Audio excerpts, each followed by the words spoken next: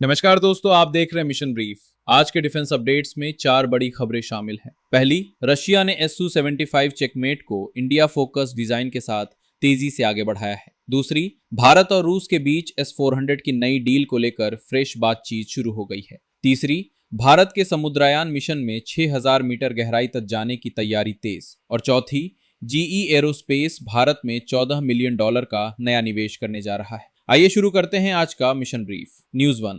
रूस के Su-70-55 checkmate fighter jet programme में बड़ा अपडेट आया है। रूस ने पुष्टि की है कि नए रीडिजाइन के बाद इस जेट का पहला उड़ान परीक्षण अब अर्ली 2026 में होने की तैयारी है। सबसे दिलचस्प बात यह है कि चेकमेट का नया वर्जन इंडिया की जरूरतों को ध्यान में रखते हुए तैयार किया जा रहा है। इसमें multi role mission capability, advanced avionics, open architecture systems और इंडियन वेपन्स इंटीग्रेशन की संभावना शामिल है। रशिया का लक्ष्य है कि इस प्रोजेक्ट को इंडिया के लिए अधिक प्रैक्टिकल और कॉस्ट इफेक्टिव बनाया जाए। अब उम्मीद यही है कि आने वाले महीनों में इस पर भारत की रणनीतिक प्रतिक्रिया सामने आएगी। अब बात रशिया से जुड़ी एक और अहम खबर की। न्यूज 2। रूस ने भारत के साथ additional S-400 air defence units की डील पर फ्रेश बातचीत शुरू कर दी है। रूस का कहना है कि इंडिया को दी गई एग्जिस्टिंग S-400 बैटरीज परफॉर्मेंस के मामले में बेहद सफल रही हैं और इसी भरोसे के आधार पर अब एक्सपेंडेड सप्लाई पर चर्चा तेज हो गई है। रूस ने संकेत दिया है कि 2025 से 26 तक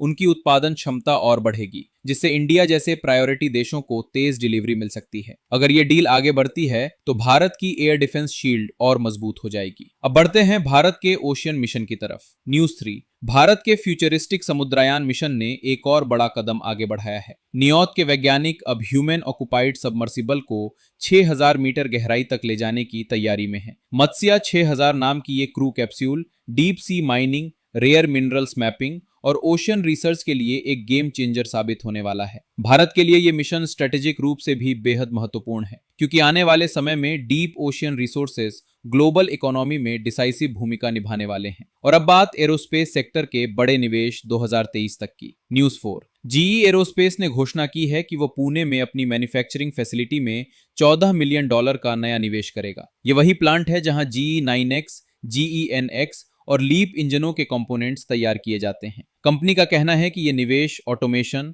$14 मिलियन का नया निवेश करेगा। यह वही प्लांट है जहां GE9X, GE9X और लीप इंजनों के कंपोनेंट्स तैयार किए जाते हैं। कंपनी का कहना है कि यह निवेश ऑटोमेशन, अपग्रेडेड प्रोसेसेस और ग्लोबल सप्लाई चेन में इंडिया की भूमिका को और मजबूत करेगा। पिछले 10 साल में इस फैसिलिटी ने 5000 से अधिक प्रोडक्शन एसोसिएट्स को ट्रेन किया है और अब ये निवेश एरोस्पेस मैन्युफैक्चरिंग में इंडिया के योगदान को और ऊपर ले जाएगा। तो ये थी आज की 4 सबसे बड़ी डिफेंस अपडेट्स। अगर आपको मिशन ब्रीफ पसंद आया हो तो वीडियो को लाइक, कमेंट और शेयर जरूर करें। अगले मिशन ब्रीफ में फिर मुलाकात होगी। जय हिंद।